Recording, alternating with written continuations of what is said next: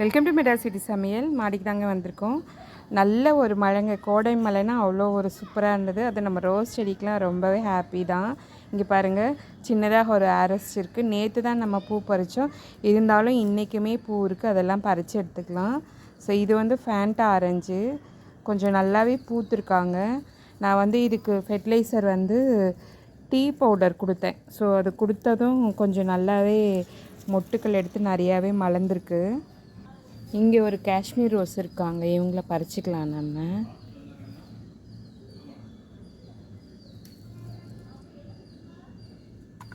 இங்கே பாருங்கள், காஷ்மீர் ரோஸில் எந்தளவு மொட்டுக்கள் இருக்குதுன்னு. நிறைய மொட்டுக்கள் இருக்குது.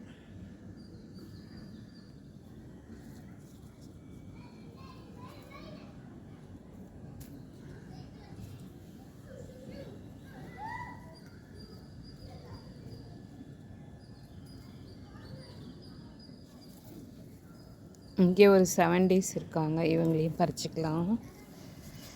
இந்த ஒயிட் ரோஸ் எவ்வளோ சூப்பராக இருக்குது பாருங்களேன்.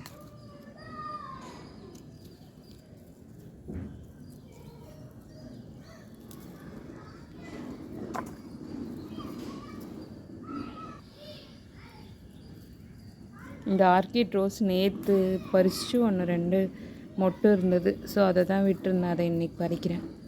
இது பாருங்கள், பூத்த உடனே இந்த நல்ல பிங்க்காக இருக்குது. அதுக்கப்புறம் ஒரு மாதிரி லைட் பிங்க்காக, பேபி பிங்க் மாதிரி ஆகிடுது.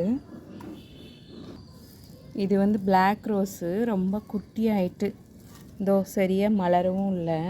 அது என்னன்னு பார்க்கணும். இது ஆரஞ்சு ரோஸு.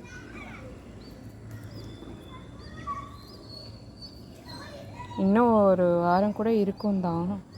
சரி, இது பறிக்கும்போது பறிச்சிடலாமேன்னு பறிக்கிறேன் நான்.